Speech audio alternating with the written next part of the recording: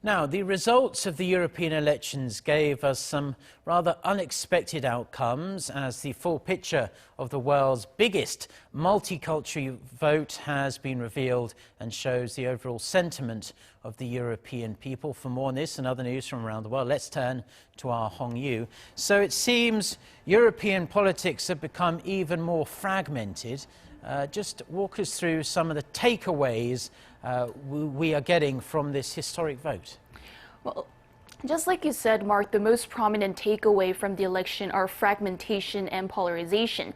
Fragmentation because the two centrist groups, the European People's Party and the Progressive Alliance of Socialists and Democrats, lost a bunch of seats to smaller, more passionate parties like the Greens and a variety of populist groups. Now that these groups have lost their majority, they will have to work more closely with Liberal members of parliament to form a working majority.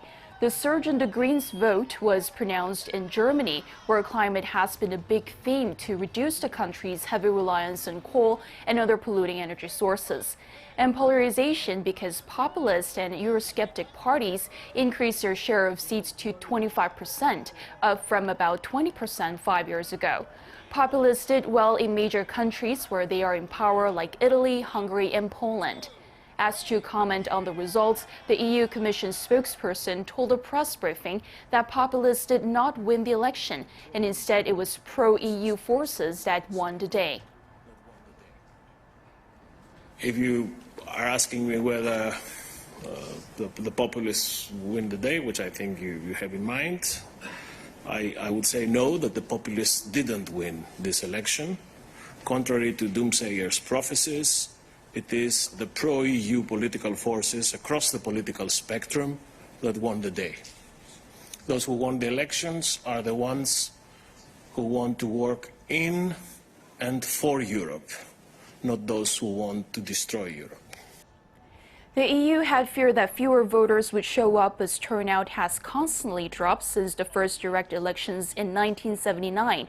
But this year's election was different, with polls showing the turnout rate at 50.9%, the highest in 2 decades. The biggest domestic issue was observed in the UK, where the British government's inability to deliver on Brexit caused the Conservatives of Prime Minister Theresa May and the main opposition Labour Party to have their worst European election results in decades, with Nigel Farage's Brexit Party winning the most seats in the UK and the biggest share of the vote. Watchers say the next Prime Minister is likely to be a hardline Brexiteer who supports a British exit from the EU without a deal.